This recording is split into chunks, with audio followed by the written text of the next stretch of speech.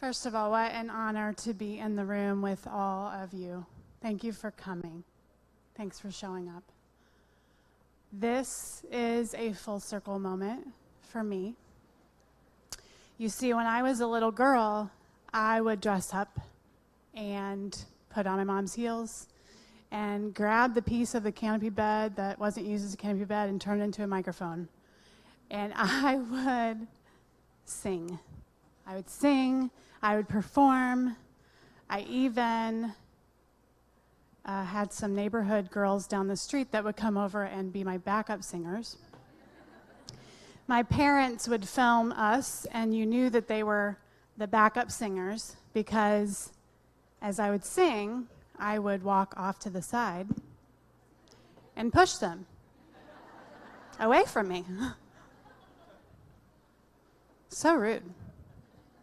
Or is it? So I was fine with the spotlight. I was completely myself. I was unafraid and unashamed to be who I was made to be.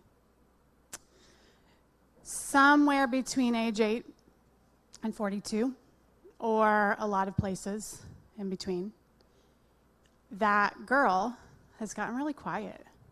People meet me now and they're like, you never seem quiet to me. I speak a lot for work, but I don't speak a lot to adults. My work is mostly with children. So this is different. But I don't know if it was moving from place to place. It seemed like my dad would get a promotion and we would get a new house and a new neighborhood and a new school. But that kind of turned me into the shy kid. I was always new. I don't know if it was middle school or high school. Those were kind of awkward years, like maybe for all of us, but I don't know. It's like there was no crowd that I fit into, so I had friends in every crowd. But was I myself? It could have been when I went to college, and I thought I was supposed to do what college kids did, but that felt really gross for just one weekend. So I was like, I can't, that's not me. I'm not that. No shame for anybody who was there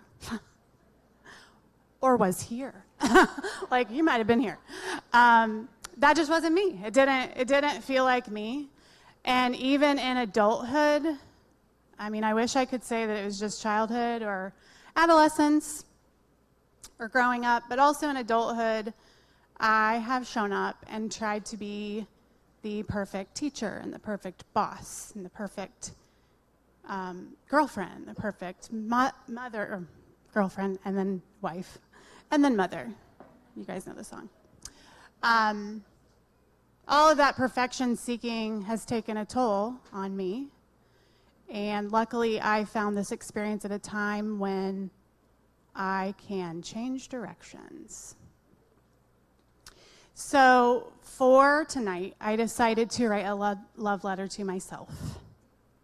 And I thought I would share it with all of you. I am going to look at a camera right over there because it's to me. And I don't know about you, but self-love doesn't always stay with you. So I know it's being recorded. I might need to watch it tomorrow or next week or next year whenever I feel like I'm doubting myself again. I have it on record. So here it goes. Dear Lyndie, you are good. You have always been good. You are enough. You have always been enough. You are loved. You have always been loved. You love.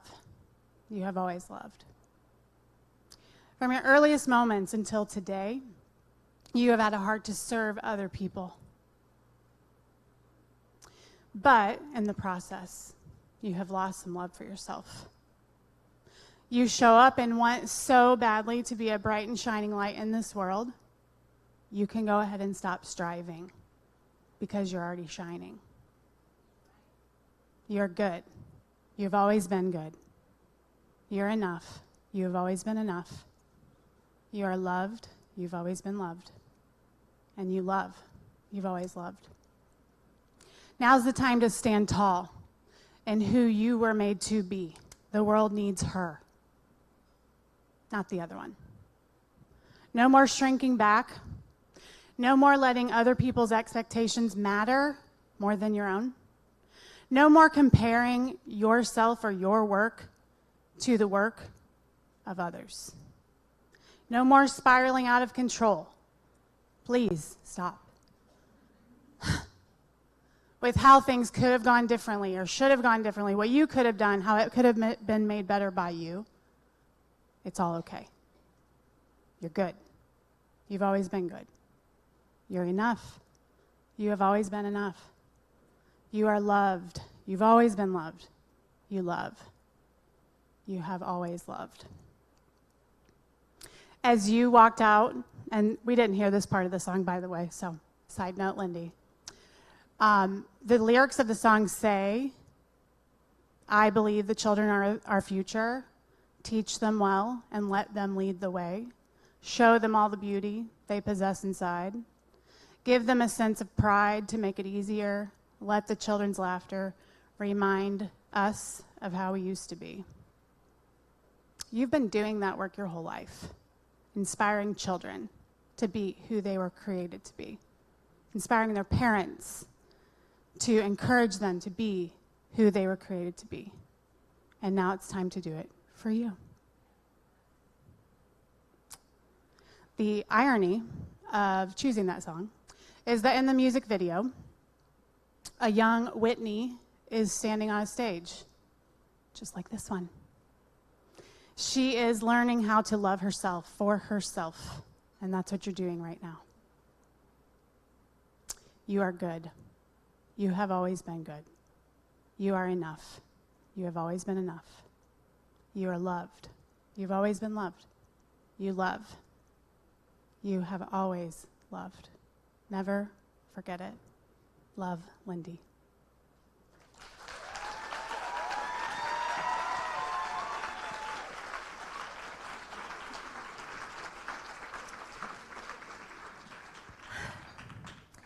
If you want your children, if you have little ones, to have a different kind of education experience that is aimed at creating leaders for the age of humanity, that's what Lyndie's school does. She does education very differently and creates the kind of safe environment where kids can be courageous, ask questions, and learn who they are. What are the ages of the kids that you serve? 4 to 14.